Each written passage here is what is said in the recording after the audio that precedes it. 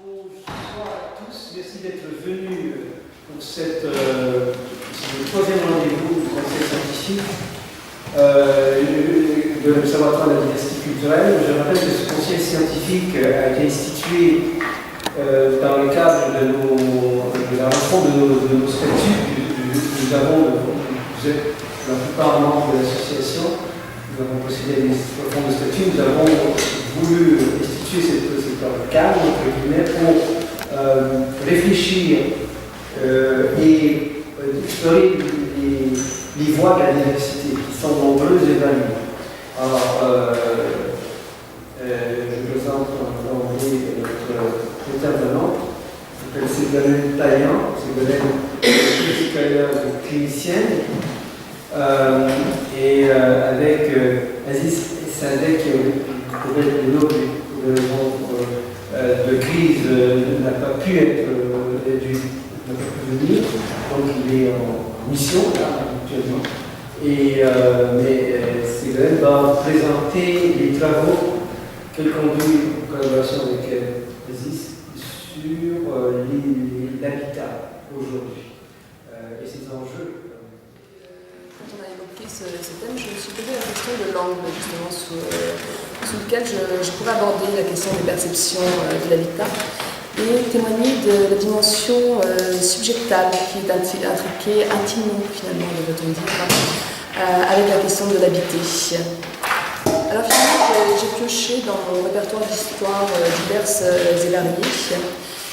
Celle où la question s'est présentée avec une certaine acuité, finalement à partir de mon ancienne casquette de psy en service de gérontologie et en institution gériatrique. Alors c'est par là que je vais introduire mon propos en disant ceci. Si les poissons venaient subitement à prendre conscience et mesurer l'importance pour leur survie de l'environnement aquatique où ils vivent, ils cesseraient de respirer instantanément, de surprise et d'incompréhension. Car en effet, comment penser ce qui est intimement attaché à votre être comme une peau? Cette citation est de Martin Heidegger. En évoquant cela, il illustrait finalement l'évidence du lien qui existe entre le sujet et son environnement vital. Il parlait d'une continuité à la fois psychique et physique, logique et nécessaire. Finalement, cette immédiateté et cette nécessité, cette évidence, rendent la tentative de penser l'habitat hors l'habitant très complexe et incertaine. Freud fait usage d'une formule largement utilisée dans le monde psychanalytique quand il évoque certaines situations vécues par les personnes qui ressentent alors un sentiment d'inquiétante étrangeté. La traduction française rend très mal finalement le sentiment auquel que le terme allemand désigne à travers Dona Heimlich. C'est un sentiment du lieu de familiarité avec le Heim qui correspond au chez-soi. L'expression anglaise home sweet home évoque justement le sentiment de bien-être, de confort et de quiétude. Et comme le Heimlich, il décrit également ce qui est fiable, rassurant, sécurisant, comme la sécurité que représente l'enceinte fermée dans laquelle on vit, précise Freud. Prise au sens générique, la notion de maison dans les récits de vie concentre une infinité de sentiments qui se superposent et qui généralement évoquent la notion de sécurité, tout autant qu'elle désigne le lieu d'origine et par là l'histoire filiale, l'appartenance, l'appropriation et son revers, la désappropriation, comme le logement perdu.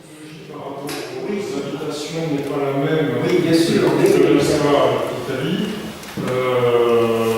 Il y a une espèce de... Un Américain qui habite en Californie, il sait que s'il construit une maison, il y a une chance qu'elle soit détruite. Donc il ne part pas avec l'idée de la transmettre. Voilà.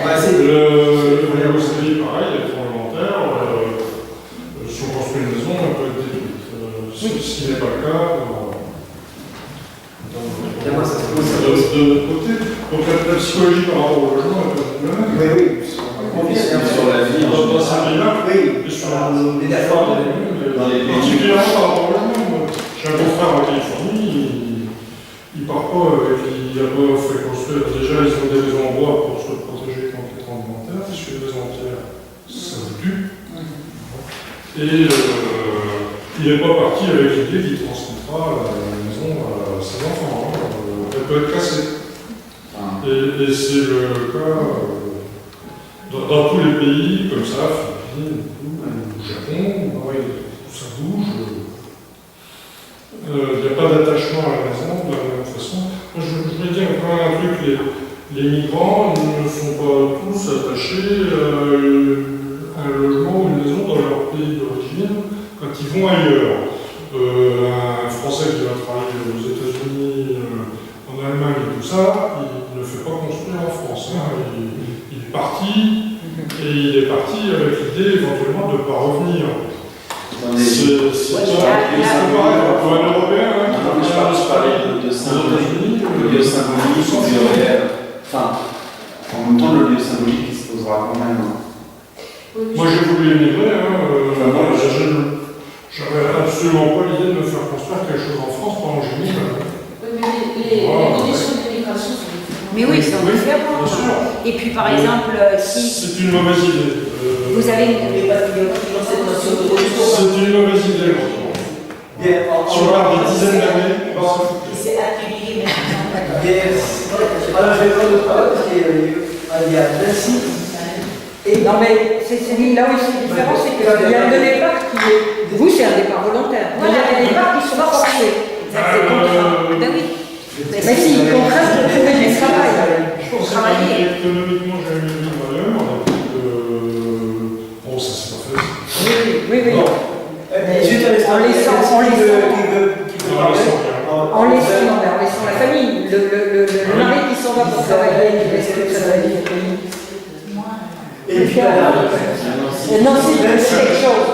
Nancy, qui n'a pas Ah, voilà. Non, si, à toi, parle-nous de Voilà. toi. Moi, je ne suis pas d'accord. Moi, je ne suis pas du tout d'accord avec ce que vous avez dit. Je viens d'un pays, il y a beaucoup de tremblements de terre. Beaucoup. Vous savez, nous savons. Il y en a eu un encore récemment. Voilà, et fort, très fort. Hein, les tremblements de terre les plus forts qui n'a jamais été enregistré. Hein, Le Chili, alors. le Chili, voilà, 1960. Oui. Je suis allé Mais vous voyez, c'est quand même quelque chose d'assez intéressant au Chili, malgré tout. Et avec beaucoup de difficultés politiques, économiques, sociales, tout ce que vous voulez, il y a une chose qui est assez respectée, qui est la construction antisémique. Oui, C'est assez respecté. oui. Vous voyez, vous entendez, il y a 2 mois, un tremblement de terre, celui d'un deuxième, 8,2 dans le nord. Combien de maisons détruites? Combien de gens morts par rapport à ce qui s'est passé à l'Égypte, en Italie, au Balkan, etc. Rien. Vous voyez, les gens ont craint dans le monde à la maison qu'ils construisent. Ils construisent bien. Vous voyez, solide. Oui, parce que. Bon, De toute façon, celle de 1960 n'existe plus. oui, mais vous voyez, c'était pas. Vous voyez, en 1960, c'était pas le tremblement de terre qui avait fait les plus de dégâts, les plus de morts. C'était les tsunamis. Il y a eu un tsunami, mais ça ne s'appelait pas le tsunami. J'ai vu un Donc, c'est passé, il y a 4 ans aussi, de la même façon. Vous voyez, un tremblement de terre, 8,9. Vous voyez, il y a quelques semaines, une autre tragédie au Chili. Un incendie terrible à Valparaiso. Parce que, pareil, comme disait tout à l'heure, les gens, il y a des problèmes d'habitation. Hein. L'État, parce qu'il faut payer la dette, etc., il a démissionné depuis longtemps, tout ce qui est éducation, santé, etc., logement, évidemment. Donc les gens construisent dans des lieux où on ne devrait pas construire. Et le cannibalisme fait comme ça. D'accord? Donc ils sont construits de bonnes maisons, les gens font bien, et en bois, de belles maisons en bois, par exemple. Mais faites les rues, de telle façon, les maisons trop proches, que les camions des pompiers ne pouvaient pas passer. Vous voyez? Donc ça avançait très rapidement.